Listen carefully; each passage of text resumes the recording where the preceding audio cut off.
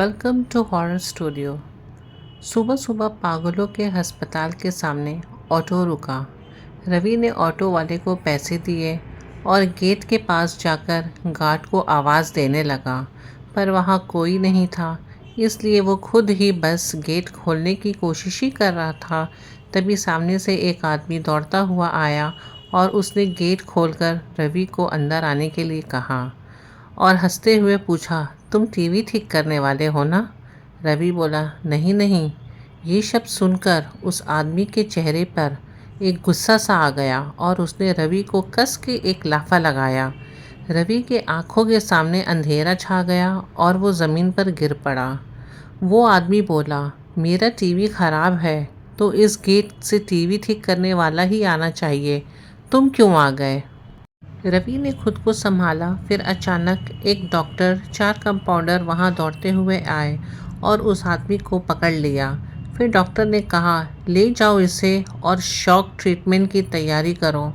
Doctor को देखकर रवि बोला, हेलो सर, मैं रवि हूँ। आज इस अस्पताल में मेरी नौकरी का पहला दिन है। मुझे डॉक्टर पाटिल ने भेजा है। डॉक्टर ने बोला, हाँ हाँ, मैं ही पाटिल हूँ। तुम्हारे बारे में मुझे बताया गया है।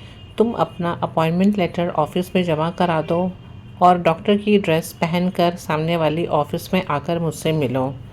रवि थोड़ी देर के बाद कंपाउंडर की ड्रेस पहनकर ऑफिस में आकर के मिलता है डॉक्टर से।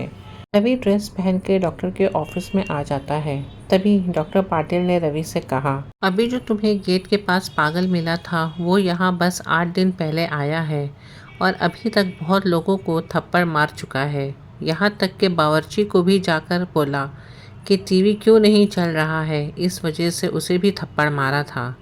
तुम्हें इन सब चीज़ों की आदत डालनी होगी और स्टाफ की कमी की वजह से तुम्हारी शिफ्ट कभी कभी बदल सकती है।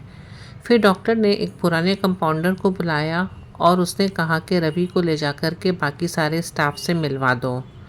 सबसे मिलने के बाद डॉक्टर ने रवि से कहा, चलो अब तुम्हें हमारा काम दिखाता हूँ। और वो रवि को मरीज़ों के रूम में दिखाने के लिए ले गया। वहाँ पर बहुत सारे पागल मरीज़ थे। कोई फिल्मी डायलॉग बोल रहा था, कोई दर्द भरी शायरी बोल रहा था और कोई मछली पकड़ रहा था। वो बोलने लगा कि अब तुम्हें भी इन सब की आदत डाल लेनी होगी और हो सके तो अकेले बिल्कुल भी मत रहना, किसी के साथ रहना। पर रवि को भूत प्रेत पर विश्वास नहीं था।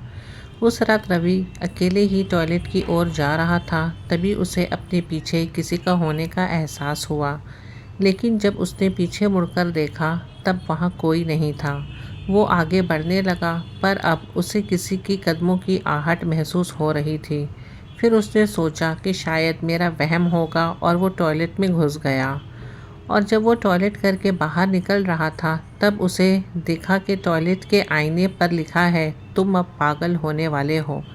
रवि को लगा कि कोई उसकी खिंचाई कर रहा है। वार्ड में जाकर उसने किसी से कुछ नहीं कहा, बस वापस मरीजों का ध्यान रखने लगा। तभी अचानक हॉस्पिटल के एक भयंकर चीख सुनाई दी।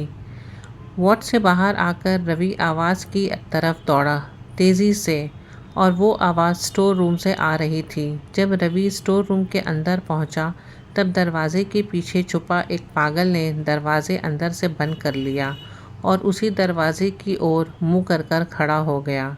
रवि दरवाज़ा खोलने आगे बढ़ ही रहा था तब उस पागल ने रवि को उठाकर हवा में उछाल दिया और ज़मीन पर गिरने के वजह से रवि की पीठ में चोट लग गई। उतने में ही उसे एक अजीब सी हंसी सुनाई दी। वो पागल बोला, मैंने कहा था ना तू पागल होने वाला है। रवि गुस्से में बोला, अब पागल आदमी, तुझे तो मैं शौक दूंगा। पागल बोला, शौक की वजह से ही तो मैं मरा था, अब मुझे शौक से कोई डर नहीं लगता। इतना कहकर उसने एक हाथ से रवि के कान पकड़े और अपना दूसरा हाथ लाइट का स्विच बोर्ड खोला उसके सामने डाल दिया और रवि को 440 वोल्ट का झटका लगा दिया। पूरा हॉस्पिटल रवि के आवाज़ से गूंज उठा। उसकी आवाज़ सुनकर हॉस्पिटल का स्टाफ स्टोर रूम के दरवाजे तोड़ने अंदर आए। तब सबने देखा कि रवि बेहोश था। रवि को ले जाकर मरीज़ वाले बेड पर सुलाया गया और जब रवि होश में आया तो वो उसका मानसिक संतुलन खो चुका था। वो आज भी इस पागलपन से बाहर नहीं आ पाया और उसे लगता है कि वो एक सर्जन डॉक्टर है और अपने इस पागलपन के वजह से उसने कई डॉक्टरों और मरीज़ों को मार डाला है। अब हर रात उस हॉस्पिटल में चीख सुनाई देती है और वो भी तब जब रवि को शॉक दिया जाता है।